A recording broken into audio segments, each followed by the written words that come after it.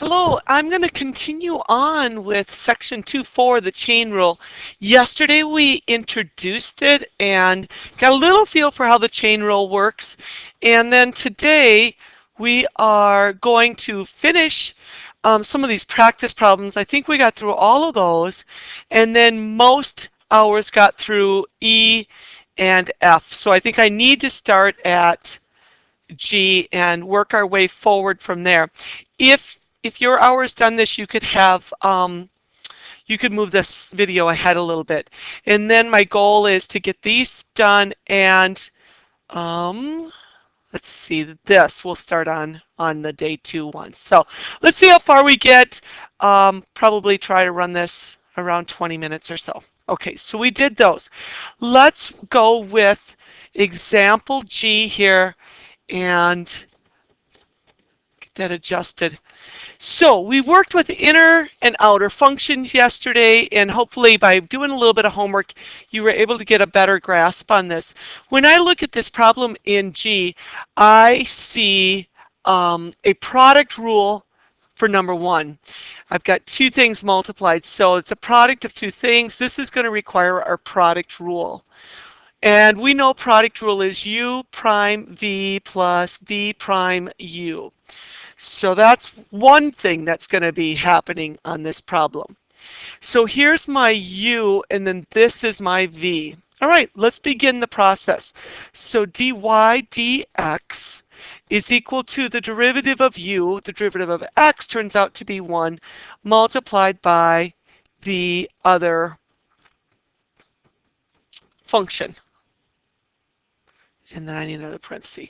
So that 1 is not totally necessary. So I'm going to strip off that set of outer parentheses because I just have 1 times that.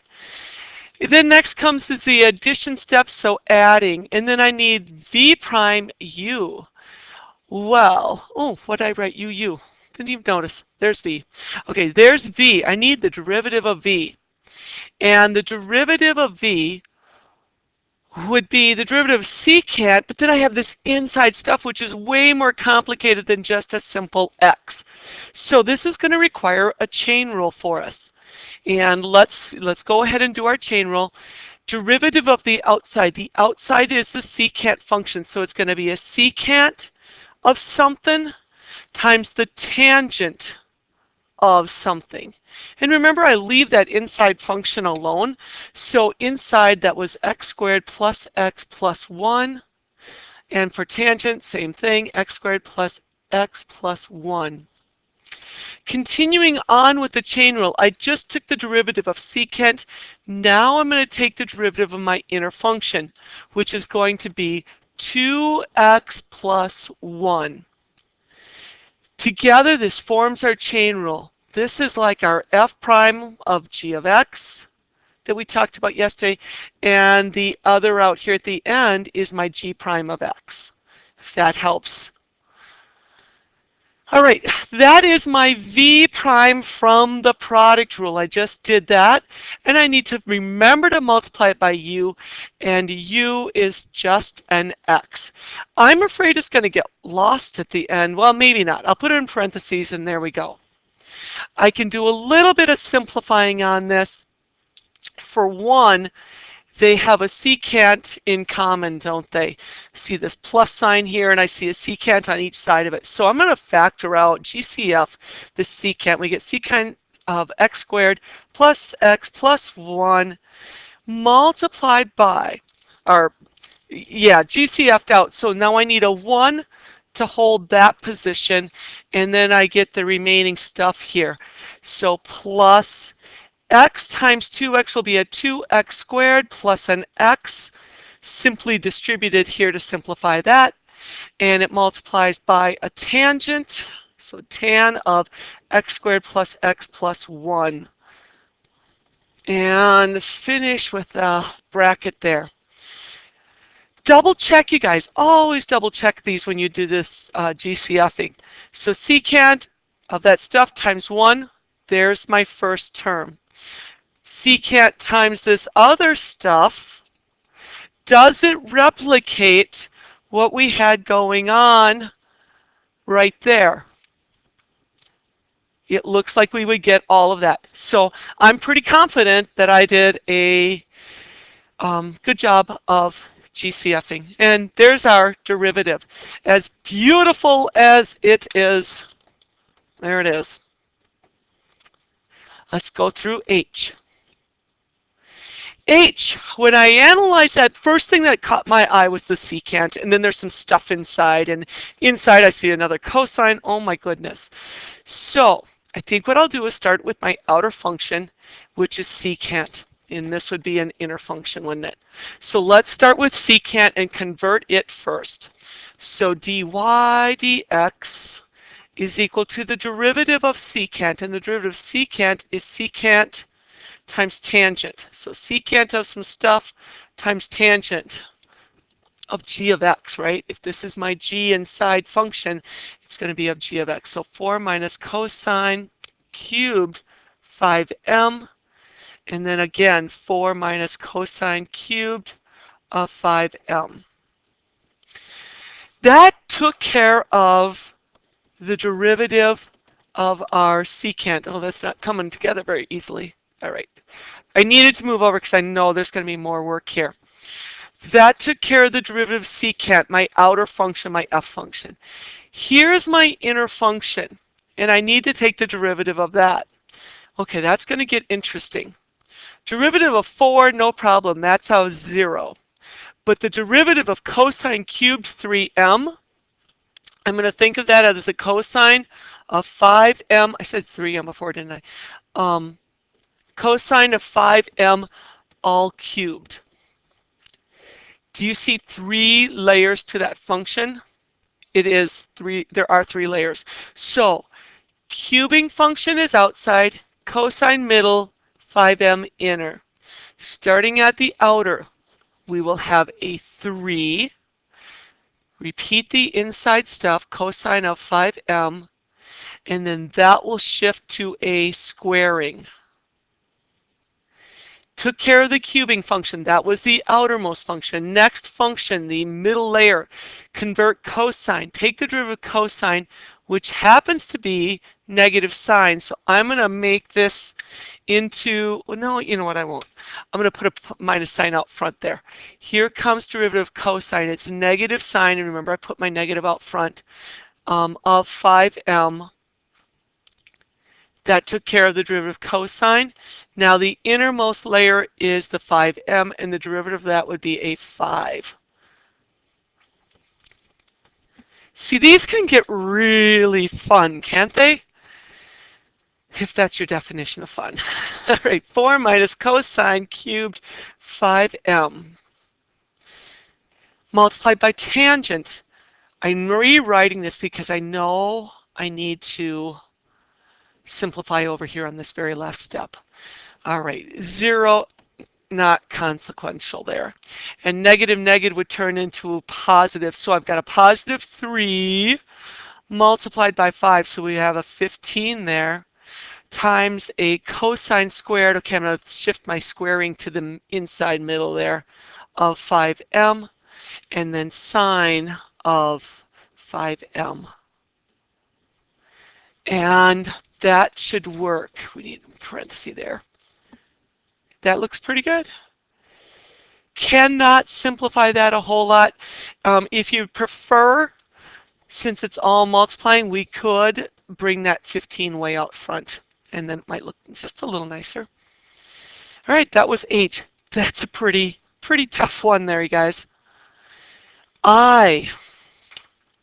Okay, we got a 4th power, and you know what? When I look at this, I kind of saw a 4th power of lots of stuff there, right? 4th power of stuff.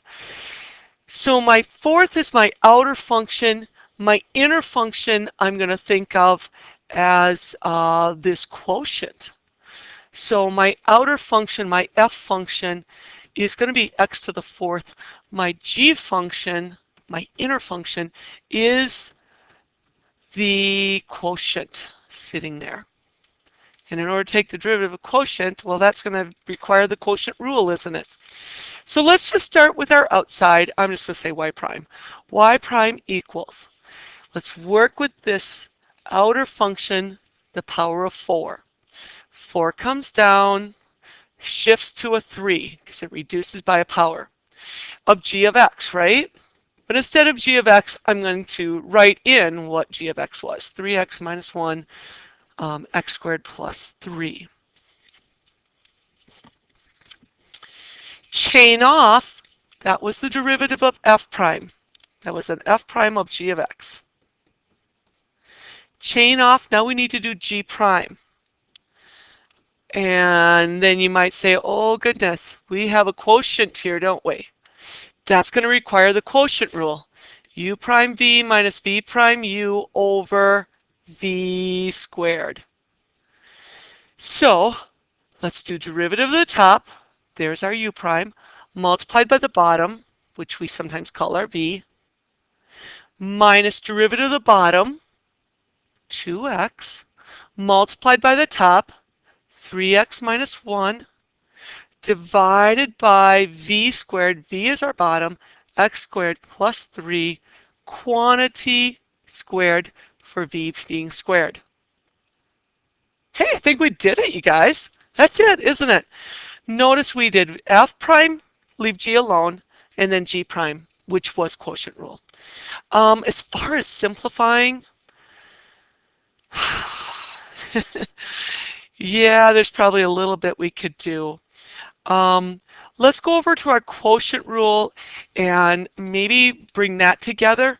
I have this 4 out front. I know I said I'm going to go over the other one, but I'm going to rewrite this stuff into separate cubings because I can see denominators coming together from the quotient rule and my first fraction there. So that's squared.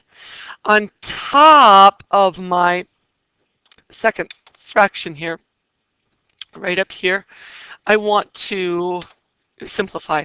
So we're going to have 3x squared plus 9 minus 6x squared plus, because minus minus, 2x.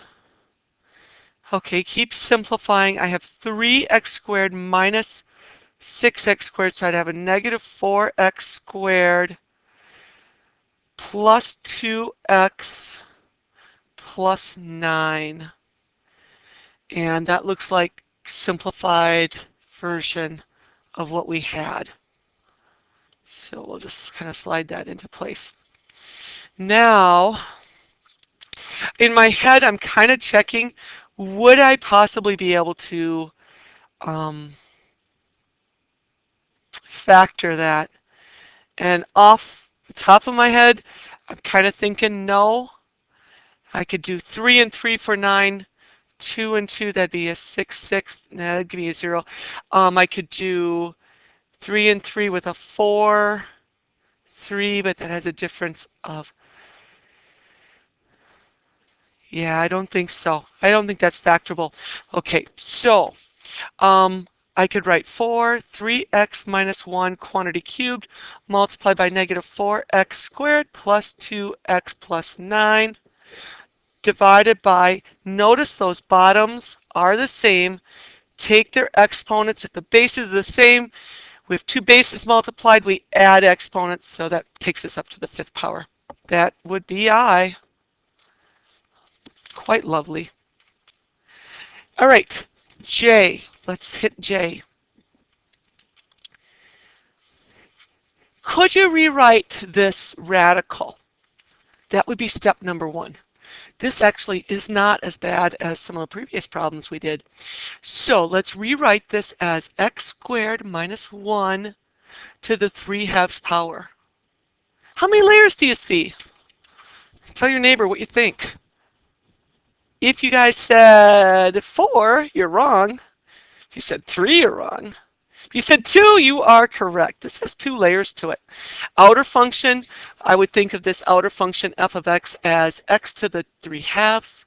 My inner function is simply that x squared minus 1, which is an easy derivative to take, right? All right, so let's go for it. F prime of x. Oh, I just realized they were working with f prime. So this is a different f prime, okay?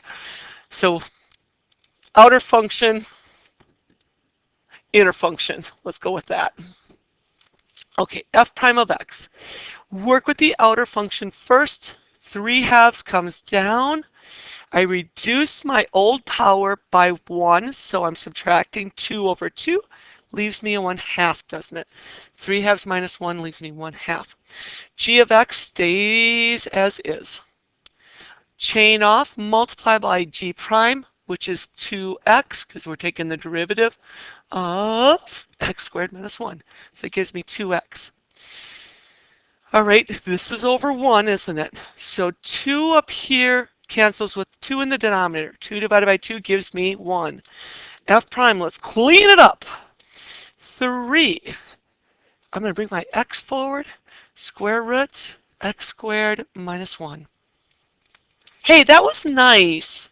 Even everybody's got to agree that was kind of a nice one. Wish they all could be like that. All right, you guys worked on homework yesterday. We had A through I, so hopefully you got through that. If not, continue working on that. Product rule going on this one. Product rule going on this one. Rewriting on this one, right? CSC, cosecant. Oh, this one's funky, isn't it? I think it really should have an x there to make this a decent problem. Cosecant of 7x, and then this would all be raised to the 5/3 power. So I see 3 layers to that problem. You got the power of 5/3, you got the cosecant as your middle function, and you've got 7x as your inside function. All right, let's look at day 2. We can get a little bit into this. I notice we're at like 16 minutes right now. Hopefully you're all still awake. That wake you up? Let's just do some other problems besides just doing derivatives. A little thinking here. So example 2 says, find all the x values on the graph for which f prime of x equals 0, and or for which f prime of x doesn't exist. And then you notice I got this little thing in yellow. It says cusp alert, cusp alert. What the heck's a cusp? Well, a cusp is something that comes to a sharp point and kind of has, some curves coming into it. So this is what we refer to in math as a cusp. And cusp often happen on our graphs when we have fractional exponents between -1 and 1. So they're running an exponent that runs between there. We'll see it on this problem. Trust me. So first thing I would do when I encounter this problem is I want to rewrite this baby. So let's see, x squared minus 1 raised to the 2/3 power. Cusp alert, cusp alert. 2/3 is a fractional exponent that runs between -1 and 1, right? So we have a little cusp going on here, probably. Maybe more than one. Find the domain of f of x. Hey, you're expert domain finders, aren't you? So my domain is really all the x values that I could plug into my function. Since I'm taking a cube root, I really don't have to be concerned about negative numbers underneath it, because I can take the cube root of negative numbers. I get a negative number, right? If it had been a square root, yeah, then I'd be a little more concerned. And on top of it, I see a squaring, so I can guarantee you that everything underneath this radical is positive anyway. I have no denominators in this problem, so with denominators, I always got to be like looking for zeros on the bottom. Ruh-roh, that's not good. But we don't have that in this situation. We just have this nice radical. And I believe that all real numbers are part of our domain. We can write all real numbers. If we had to write it in interval form, sometimes you have to do that for like WebAssign. Well, then I would just write -infinity up to +infinity. Okay, moving on. Let's look at f prime. Find all the x values on the graph for which f prime is equal to 0. So we'll get into our derivative, f prime of x.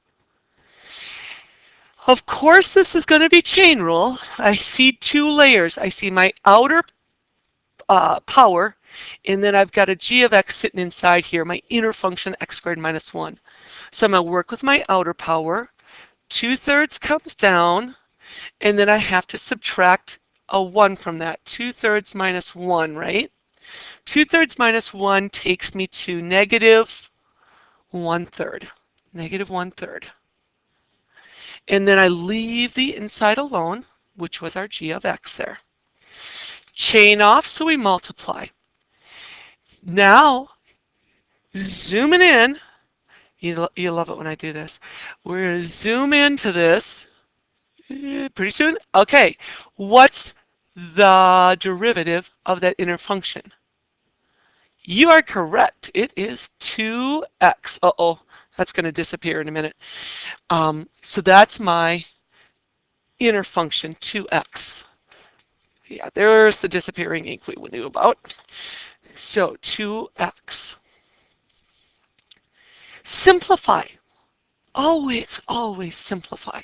So this is like 2x over 1. I have a fraction up front. I can multiply my numerators. I get 4x over 3, and then my negative 1/3, I'm going to end up with a cube root, aren't I?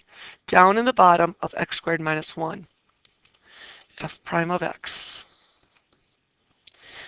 Beautiful. We have a lovely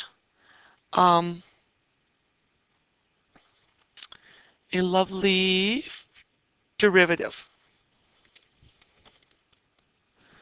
I just had to pause a minute, guys. I thought I had made a mistake, but I think we're okay. Now, the question was, find all the x values for which it equals 0, or where it doesn't exist. So f prime of x equals 0. Let's attack that first. Where would my derivative equal 0? Well, that's only going to occur through the numerator, because I don't want the denominator to go to 0, right? Denominator goes to 0 and not good. So let's take and set our numerator equal to 0. That's how we're going to find where this function goes to 0. So 4x equals 0. Aha, x equals 0. Our derivative would be zeroed out. Next, let's find where f prime of x does not exist. Now it's all about the denominator, isn't it? Denominator equals 0.